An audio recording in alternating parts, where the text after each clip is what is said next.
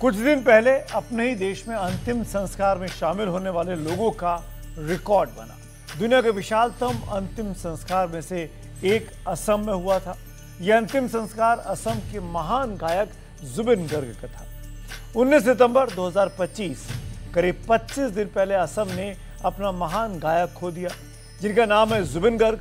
Singapore में तैरते हुए उनकी जान चली गई थी। केस की जांच सिंगापुर और असम पुलिस दोनों कर रहे हैं। इस केस की जांच के दायरे में 50 से ज्यादा लोग हैं। 7 लोग तो अरेस्ट हैं। पहले इसे साधारण मौत माना गया, बाद में हत्या का मुकदमा दर्ज हो गया। इतना वक्त गुजरने के बाद भी कोई ठोस नतीजा सामने नहीं आ सका है। जुबिन की प्रोफेशनल लाइफ का हर आदमी शक के दायरे में है।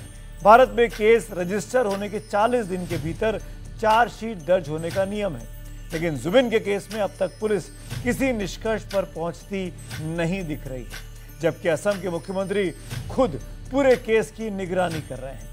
आज जुबिन के परिवार ने सरकार को अल्टीमेटम दिया है कि 10 दिन के भीतर इंसाफ चाहिए। असम के महान गायक जुबिन गर्ग के 2 अंगरक्षक परेश बैस और नंदेश्वर बोरा, जुबिन गर्ग के manager Siddharth Sharma, event manager Shyam Kanu Mahanta, band में साथ काम करने वाले शेखर ज्योति गोस्वामी, को सिंगर अमृत प्रभा महंता, जुबिन के कजिन असम पुलिस के डिप्टी एसपी संदीपन गर्ग।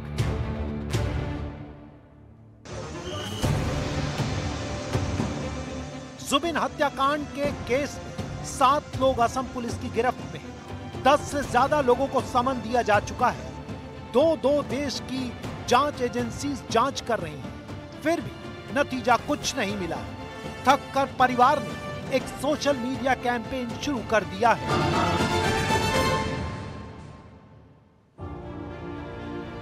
महान गायक जुबिन गर्ग की पत्नी गरिमा सैकिया गर्ग ने #We need Zubin Garg Justice within 10 days #Justice for Zubin Garg के तहत नया कैंपेन शुरू किया है।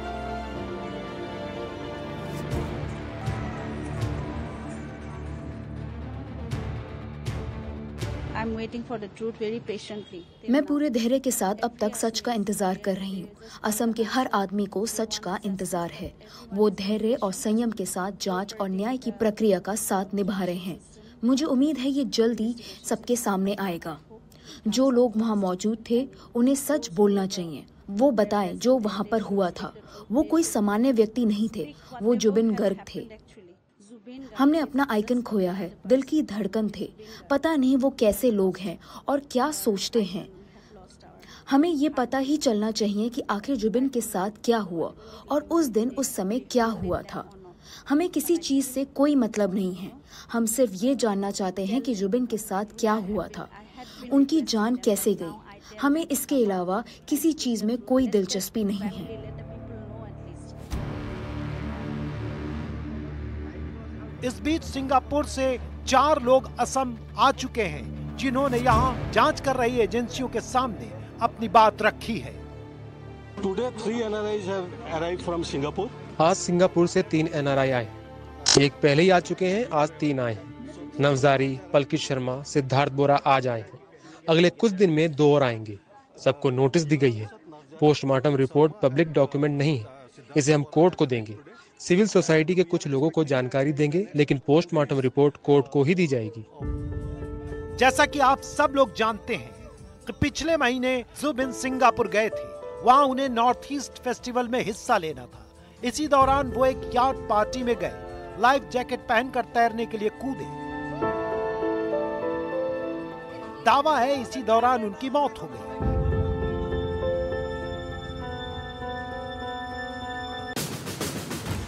पहले सिंगापुर में मौत को स्वाभाविक बताया गया, लेकिन अब यहां पर भी जुबिन की मौत कॉर्नर केस की तरह दर्ज किया गया है।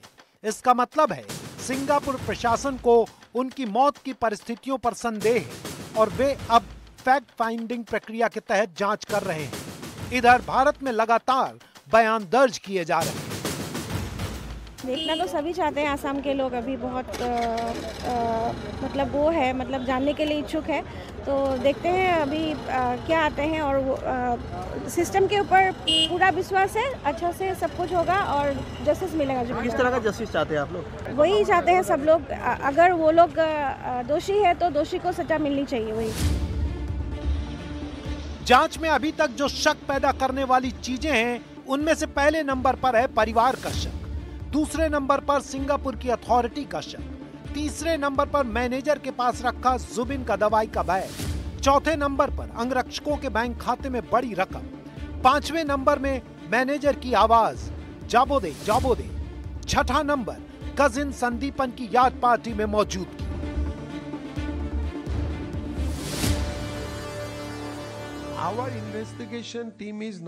हमारी जांच टीम वहां नहीं जाएगी क्योंकि एमलेट के तहत सिंगापुर की पुलिस जो भी फैक्ट इकट्ठा करेगी वो हमें सौंपेगी।